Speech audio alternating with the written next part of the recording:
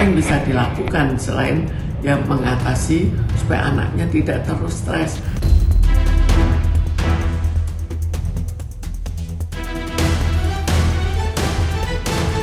Ini kan hanya pembuktian aja di masyarakat.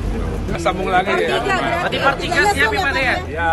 Lebih menghebohkan Pak. Lebih menghebohkan atau bagaimana Pak?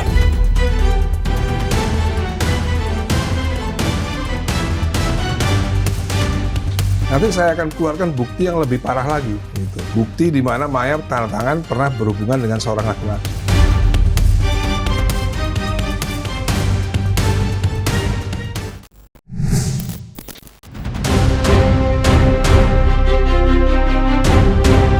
Jiliad mengejutkan Ahmad Dhani yang berhasil mengguncang dunia maya baru-baru ini tampaknya bukanlah sekedar gertakan semata. Pasalnya, lewat unggahan terbaru, pentolan grup band Dewa 19 itu kembali menghadirkan gebrakan baru terkait kisru tak berkesudahannya dengan sang mantan istri yang sejatinya sudah berjalan hampir 20 tahun. Bukan berupa cerita dan penjelasan panjang seperti beberapa waktu silam, unggahan terbaru Ahmad Dhani berbentuk sebuah dokumen penting sebanyak 5 halaman. Dan menariknya, dokumen itu digadang-gadang berisi pernyataan yang sudah ditandatangani oleh sang mantan istri.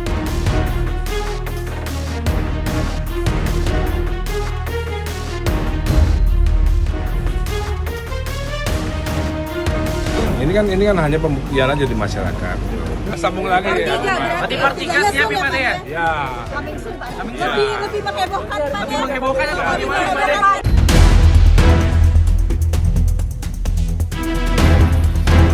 Aksi menampilkan bocoran surat pernyataan sang mantan istri tentunya membuat nama Ahmad Dhani kembali menuai sorotan tajam. Dan sontak saja, publik pun dibuat memutar waktu ke belakang, tepatnya ke 1 tahun yang lepas.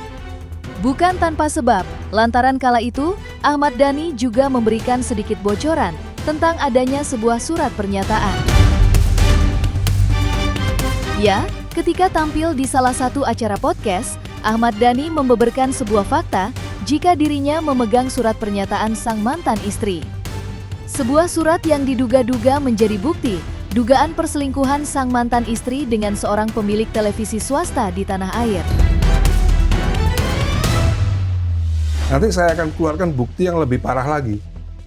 Itu bukti di mana Maya tanda tangan pernah berhubungan dengan seorang laki-laki. Kalau orang berpendidikan, dia tahu saya menceraikan Maya. Semua orang Islam yang paham fikih Islam pasti tahu kenapa perempuan itu diceraikan, itu pasti tahu sebabnya kenapa. Nggak perlu dijelaskan udah. Dan Mas Dhani nggak mau jelasin? Nggak usah dijelasin. Kenapa? Karena orang yang pendidikan agamanya mencukupi, paham soal fikih Islam, udah pasti tahu kenapa seorang istri diceraikan oleh suami. Tapi Al-Eldul udah tahu ini. Udah tahu bukti-bukti ini. Masa? Udah. Al-Eldul bahkan mendengar sendiri. Cuma kan biar gimana kan namanya kedua orang tua Iya. ya tetap kan anak kan nggak mungkin bisa dong. membela kiri dan kanan. Nggak bisa. Ya, saya juga nggak minta pembelaan. Tapi mereka paling nggak harus tahu gitu maksudnya. Bukan saya yang tahu. Mereka tahu sendiri. Tahu sendiri. Iya, mereka tahu sendiri. Ada yang ngasih tahu. Ada yang ngasih tahu. Suruhannya Mas Dhani. Enggak, demi Allah, Rasulullah. Nanya doang. Nanya doang. Sementara itu, letupan api amarah Ahmad Dhani tentunya tidak hadir begitu saja. Diketahui jika semua ini bermula lantaran sang putri menangis sesenggukan di acara siraman pernikahan El Rumi dan Syifa Haju. Bermula dari kejadian itulah, Ahmad Dhani dibuat meradang. Amarahnya yang terkubur selama hampir 20 tahun akhirnya meluap kemana-mana. Entah apa yang sebenarnya terjadi dan apa yang terucap dalam kesempatan itu. Akan tetapi, banyak yang menduga jika acara tersebut memberikan dampak cukup besar pada mental sang putri. Lantas, seperti apakah seorang psikolog menyikapi tangis air mata putri Ahmad Dhani?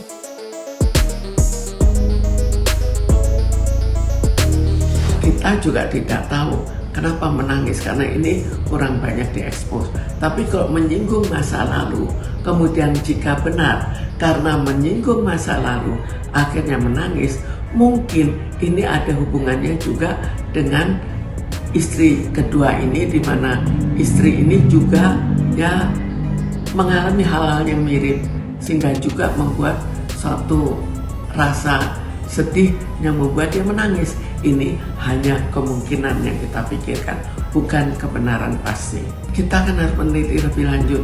Jadi ini kan sangat jarang diekspos. Jadi kita juga agak sulit untuk menilai. Tapi kalau kita lihat, kalau memang dia sampai menangis, ada sesuatu. Apakah dia merasa bahwa dia diperlakukan tidak adil? Itu juga kita tidak tahu. Apakah dia terharu karena ibunya juga diperlakukan secara tidak adil, itu atau secara kasar, itu juga kita tidak tahu. Kita hanya bisa kira-kira saja. Kira-kira itu juga bukan suatu kebenaran karena datanya yang terekspos terlalu sedikit. Memang belum diketahui secara pasti apa sebenarnya arti dari deras air mata Putri Ahmad Dhani. Mengingat penyebabnya saja masih menjadi pertanyaan yang tak kunjung menemui jawaban. Namun mirisnya, hal tersebut telah memberikan dampak cukup berat kepadanya. Dan untuk kesekian kali, Putri Ahmad Dhani menuai sorotan tajam seluruh jagat maya di acara Bahagia Sang Kakak Tercinta. Lantas bagaimanakah pandangan seorang psikolog terhadap kondisi kesehatan mental dari Putri Ahmad Dhani? Serta bagaimanakah pula cara yang perlu diambil untuk memperbaiki situasi ini?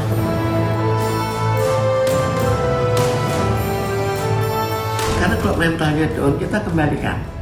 Mentalnya down dan hanya terjadi pada saat pernikahan, dan setelah itu bisa diatasi sendiri atau tidak bisa diatasi, kita ikuti lagi. Kalau sudah tidak bisa diatasi, maka harus berkonsultasi ke seseorang yang mempunyai kemampuan untuk menguranginya. Apa yang bisa dilakukan selain yang mengatasi supaya anaknya tidak terus stres, tapi mestinya memberikan kesempatan pada ibu kandungnya untuk juga melipur lara anak itu. Sekarang pembatasan sosmed itu kan sulit kita lakukan. Jadi boleh saja diberikan counter, diberikan kenyataan-kenyataan, tapi terkadang bahkan diberikan pernyataan jadi lebih panjang. Jadi itu pertimbangannya, bisa kita berikan komentar-komentar bisa mereda atau malah jadi panjang. Ya sebetulnya itu terserah masing-masing, tapi kita bayangkan kalau sudah netizen yang membuli, apakah bisa kita bantah? Apakah bisa Komnas Anak ikut sampai meredakan? Itu diragukan karena masa yang terlalu besar. Tapi bahwa Ahmad Dhani melaporkan, itu haknya Ahmad Dhani. Mungkin juga supaya ini terekspos, mungkin juga supaya ini setengah teratasi, kita juga belum tahu. Di lain sisi, perkara sengit yang kini bergulir panas itu berjalan bersamaan dengan acara resepsi kedua dari pernikahan El Rumi dan Syifa Haju. Ya, tinggal menghitung hari, puncak rangkaian acara pernikahan El dan Syifa akan segera diselenggarakan. Dan kini, pasangan suami istri itu sudah bertolak ke Pulau Dewata, Bali, tempat diselenggarakannya acara. Dalam sederet unggahan yang dibagikan oleh keluarga, terlihat pula jika Maya Estianty dan Irwan Musri sudah berada di sana dan menghadiri acara secara langsung.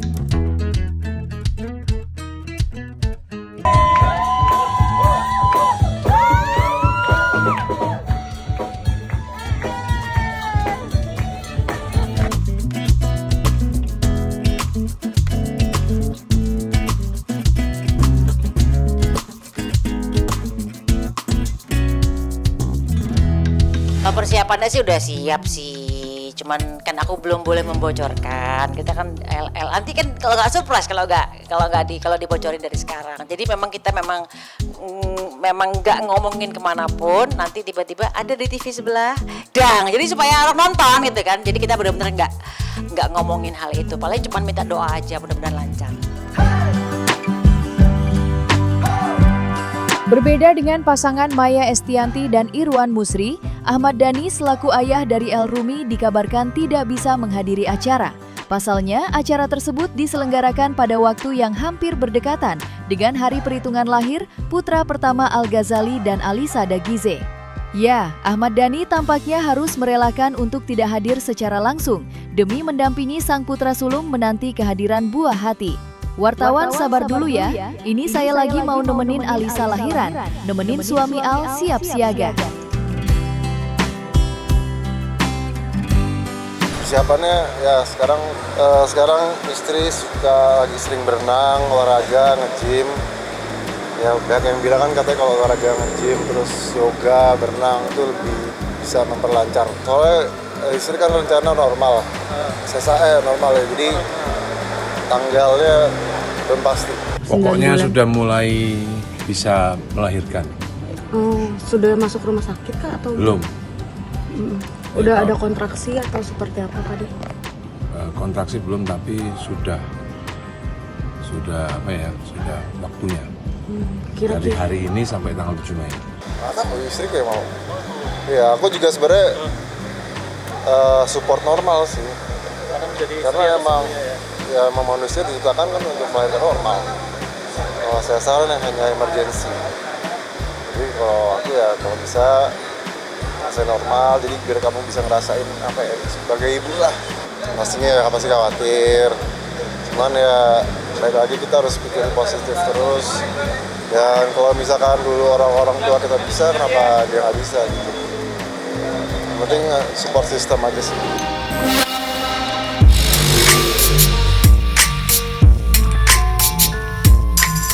Miris memang apa yang kini harus terjadi. Di acara penuh bahagia justru menghadirkan prahara dan mengorek kembali luka lama. Terlebih lagi jika mengingat momen 1 tahun yang lalu ketika acara pernikahan Al-Ghazali juga memancing persoalan yang sama. Bahkan kala itu Ahmad Dhani sampai melayangkan laporan polisi dan membuat aduan ke Komisi Perlindungan Anak dan Indonesia. Bersama tim kuasa hukumnya saat itu, Ahmad Dhani pun menyeret beberapa akun media sosial yang diduga-duga membuat konten menyudutkan sang putri. Salah satu di antara akun yang ia laporkan, terseret pula seorang psikologis kenamaan Lita Gading. Namun hingga 1 tahun berjalan, laporan itu belum menghasilkan apa-apa. Jadi ada indikasi beberapa akun yang salah satunya itu ada akun Lita Official, ya, Lita Gading. Ya, di situ kita lihat di video yang beredar di masyarakat itu menampilkan foto anak di bawah umur, juga kemudian nama anak atas nama SA, ya, yang memprovokasi persoalan-persoalan stigma orang tuanya dipersoalkan dan sebagainya. Itu seolah-olah membenarkan tindakan netizen membuli anak muda, dan ini sangat melanggar, ya, bukan hak anak, ini melanggar hak anak dalam pelindungan, hak anak mendapatkan privasi, hak anak untuk tidak diliput oleh media, dipublikasi, apalagi berdampak pada psikososialnya. Dan ini laporannya sudah kita lihat bersama ya dari KPAI. Kita akan meminta juga rekomendasi pasal-pasal pidana terkait. Ke depan. Ya. Ini laporan KPAI, dan nanti pun biasanya ketika laporan itu kepolisian akan dimintai juga rekomendasi. Dan kita sudah sampaikan bukti terkait foto, link, video, ya. Karena apa? Bukan hanya aturan regulasi di Indonesia, secara nilai universal itu kita wajib melindungi anak-anak kita di bawah umur ini. Termasuk tidak boleh menstigmatisasi menstigmakan ya perilaku orang tua terhadap anaknya. Jadi memang kadang-kadang ya yang kita harus ketahui juga, masyarakat harus ketahui bahwa apa yang terlihat di publik, ya, citra yang terlihat di publik itu belum tentu yang sebenarnya, ya kan? Orang yang terlihat buruk di publik ternyata bisa jadi orangnya tidak seperti itu. Begitu juga sebaliknya, orang mencitrakan dirinya sebagai seorang yang baik, keluarganya baik-baik saja, ya kan? Bisa juga sebaliknya, kan banyak kejadian gitu kan? Ya, banyak mencitrakan dirinya, keluarganya baik-baik saja, ini segala macam, ternyata wah dalamnya itu cuma pencitraan saja, ya apalagi artis lah kan. Dan banyak sekali kejadian kayak gitu kan. Dan statement orang-orang, testimoni orang-orang tentang masalah itu. Jadi seperti itulah.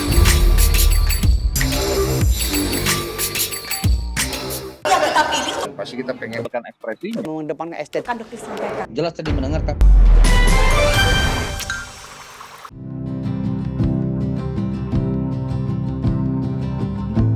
Dan jangan lupa untuk like, subscribe dan juga share channel YouTube Cumi Cumi.